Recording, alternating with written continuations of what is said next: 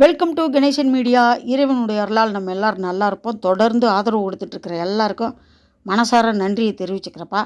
மறக்காமல் லைக் பண்ணுங்கள், ஷேர் பண்ணுங்கள், சப்ஸ்கிரைப் பண்ணுங்கள், உங்களுடைய கருத்தை பதிவு பண்ணுங்கள். வாங்க இன்றைக்கி என்ன வீடியோன்னு பார்ப்போம். அம்மா நீங்கள் சொல்லிக்கிட்டு இருக்கும்போதே வீட்டு வேலை ஏதோ செய்ய போகிறீங்கன்னு தெரிஞ்சிருச்சு. அப்புறம் என்ன, வாங்க இன்றைக்கி என்ன வீடியோன்னு பார்ப்போம். அப்படியே போடுங்கம்மா அப்படின்னு சொல்கிறது தெரியுது. முக்கியமாக ரேகா திருமுருகன் நீங்கள் போடுற பதிவெல்லாம் எனக்கு உண்மையிலே ஆச்சரியமாக இருக்கும். நான் என்ன நினைக்கிறேன்னா அதவே அப்படியே போட்டுருவீங்க. போன ஜென்மத்தில் ஏதோ ஒரு உறவு இருக்குது நமக்குள்ளே. இப்போ வீடியோவில் பார்த்துட்ருக்கீங்களா, இந்த வீடு 2வது மாடியில் இருக்குது. இந்த வீட்டையும் வாங்கியிருக்கோம். இப்போ இருக்கிறோம் இல்லையா ஃபஸ்ட்டு மாடியில், நான் அப்பப்போ வீடியோ போட்டிருப்பேன். அந்த வீடு, இந்த 2 வீடு தான் நாங்கள் வாங்கினது. வீட்டில் பார்த்திங்கன்னா நிறைய வேலைகள் இருக்குது. இப்போ இந்த வீடு கட்டி ஒரு 13 வருஷம் இருக்கும். நாங்கள் இந்த வீட்டுக்கு ஒரு 8 வருஷம் ஆயிடுச்சு.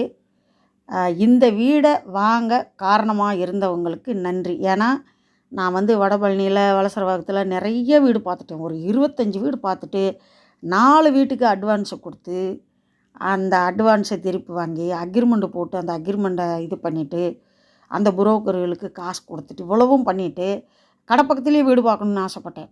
இல்லை நீங்கள் இங்கே வாங்க, இங்கே வந்தால் தான் எங்களுக்கும் உதவியாக இருக்கும் அப்படின்னு. அவங்க பேர் இதெல்லாம் நான் சொல்ல மாட்டேன். அவங்க தான் இந்த வீட்டுக்கு என்னை வர வச்சவங்க. இப்போ இந்த பிளாட்டில் 2 வீடை நான் வாங்கியிருக்கேன் அப்படின்னா அவங்களுக்கு நான் நன்றியை தெரிவிச்சுக்கிறோம். எதுக்குன்னா, அவங்கனால தானே இங்கே வந்ததுனால தானே வீடு வாங்கினேன்னு.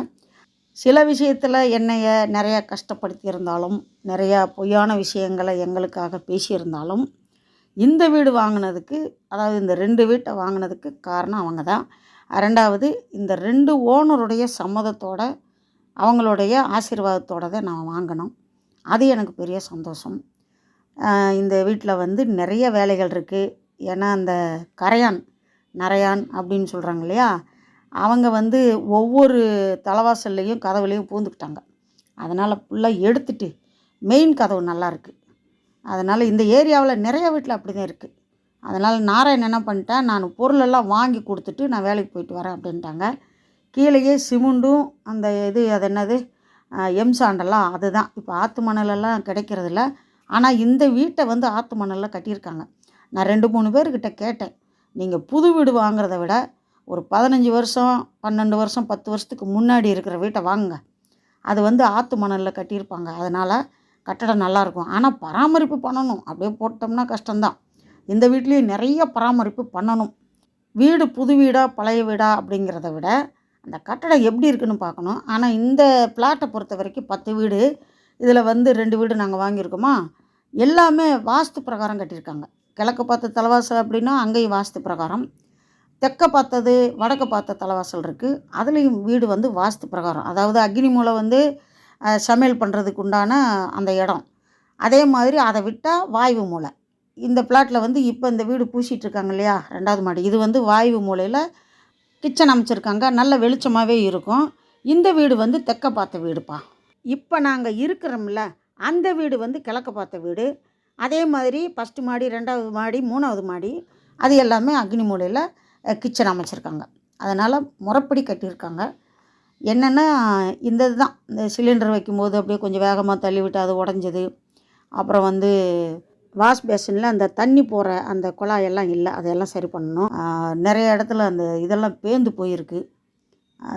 இந்த இந்த ஜன்னல்லேருந்து பார்த்தா புது வீடு அந்த பக்கம் கட்டியிருக்காங்க. அது தெரியும், பார்க்க அழகாக இருந்துச்சு.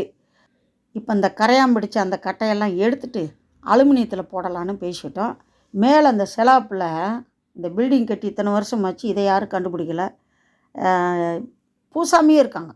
அதில் இவர் தான், இந்த கொத்தனார் தான் பார்த்துட்டு அம்மா பூசலைனார். இப்போ அதையும் பூசிடுங்கன்னு நிறையா சிமெண்ட் வாங்கினது. இப்போ அதை நல்லபடியாக பூசிட்டாங்க. அப்புறம் நல்லா இருந்த நிலையில் திரும்ப கரையான் பிடிக்கக்கூடாதுங்கிறதுக்காக முன்னெச்சரிக்கையாக என்ன பண்ணுறோம்னா, அந்த நிலை ஓரத்தில் இருக்கிற அந்த சிமெண்டை, அதாவது அந்த செவத்தில் ஒரு 1/4 இன்ச்சு ஃபுல்லாகவே அந்த மரம் இருக்கிற அந்த மிஷினை வச்சு ஓட்டை போட்டுட்டோம். அதாவது பள்ளம் போட்டுட்டோம். ஓட்டை போடல, பள்ளம் போட்டுட்டோம். அந்த பள்ளத்தில் கரையான் மருந்தை அடிச்சுட்டு அதுக்கு மேலே சிமெண்ட் கலவை பூசுகிறோம். இந்த பிடிச்சிருக்கு பாருங்கள், நிலையை எடுத்துட்டோம். நிலையில் லைட்டாக இருந்துச்சு, திரும்ப வந்துட்டால் என்ன பண்ணுறது? இப்போ பிடிக்காத அந்த நிலையில் கூட நம்ம இந்த மாதிரி பண்ணிடலாம். ஒருத்தவங்கக்கிட்ட கேட்டோம். இந்த அண்ணனும் இந்த தம்பியும் அந்த ஐடியா கொடுத்தாரு. இப்போது ஃபஸ்ட்டு நோண்டி விட்டுட்டாரு, அதாவது பள்ளம் பண்ணி விட்டுட்டாரு. இப்போ அந்த கரையான் மருந்து அடிக்கிறார். அடித்த உடனேயே நம்ம பூசிடலாம். இவர் தான் எங்கள் ஆத்துக்கார் நின்று வேடிக்கை பார்க்குறாரு, வேலை எப்படி நடக்குதுன்னு.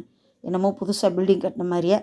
சரி, இதுவும் கடவுள் கொடுத்த ஒரு கிஃப்ட் நினச்சிக்கிருவோம். இப்போ இதில் வந்து பாத்ரூமில் வந்து நிலை எடுக்கலை, அது நல்லா இருந்துச்சு நிலை. இந்த பாத்ரூமில் எடுத்துட்டோம். இந்த தண்ணி அடிக்கிறதுல தான் எங்கள் வீட்டுக்கார் என்னை நல்லா வச்சு செஞ்சுட்டாருப்பா. தண்ணி அடிக்கிறேன்னு சொல்லி நிறைய தண்ணி ஊற்றி விட்டார். இதுலேயும் நீங்கள் அப்படியே அடிங்கன்ட்டு, ஏன்னா கீழே பல்ப் இருக்குது.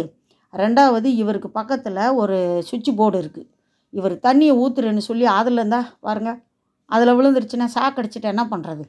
அப்புறம் எண்ணெய் அடிக்க வேறு ஆள் வேணும்ல. என்னடா காமெடி மொக்கையாக இருக்கா? சரி விடுங்க, சும்மா சொல்கிறேன். ஏன்னா நம்ம கரண்ட் விஷயத்துலலாம் கொஞ்சம் உஷாராக இருக்கணும். அதுக்கப்புறம் கொடுங்கன்னு நானும் கொஞ்சம் கொஞ்சம் அடித்தேன். இந்த தண்ணி போய் நல்லா இஞ்சிற வரைக்கும் அடிங்கமான்ட்டார் கொத்தனார்.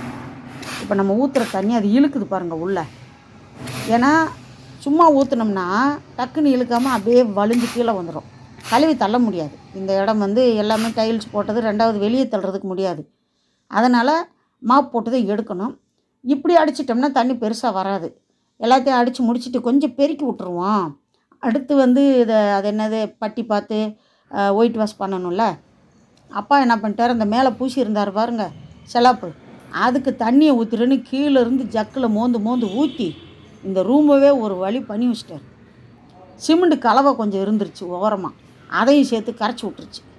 அதுக்கப்புறம் என்ன பண்ணேன், எல்லாத்தையும் எடுத்து ஓரம் கட்டிட்டு முதல்ல துணியை போட்டு துடைச்சி பார்த்தேன். என்னால் குனிஞ்சு ரொம்ப நேரம் துடைக்க முடியல. மாப் போட்டோம்னா அது அங்கேயே தான் நிற்கிது.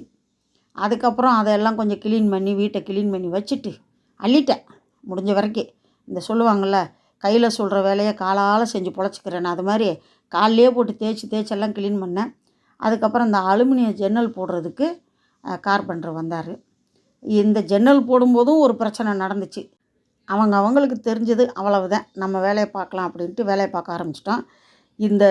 இதை தொடச்சி எடுக்கிறதே பெரிய வேலையாக போச்சு. ஒரு 2 நாள் காய விடலாம் அப்படின்னா மறுநாள் பெயிண்ட் அடிக்க வர்றாங்க. அவங்க இதில் மிதிச்சிட்டு வேலை செய்யும்போது நல்லாவாக இருக்கும். அதனால் முடிஞ்ச வரைக்கும் இன்றைக்கே க்ளீன் பண்ணலாம் அப்படின்ட்டு காலைலையே கொஞ்சம் நேரம் இது பண்ணேன். ஏன்னா குனிஞ்சு செய்ய முடியல என்னால்.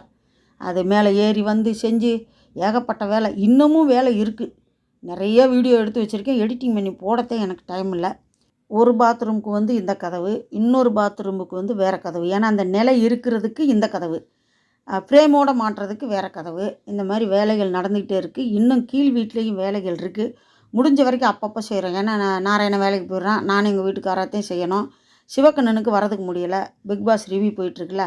அதனால் வீடியோ பிடிச்சிருக்குன்னு நினைக்கிறேன். முழுசாக வீடியோ பார்த்ததுக்கு ரொம்ப நன்றியை தெரிவிச்சுக்கிறப்பா. அடுத்த வீடியோவில் சந்திக்கலாம். அதுவரை பாய்ப்பா.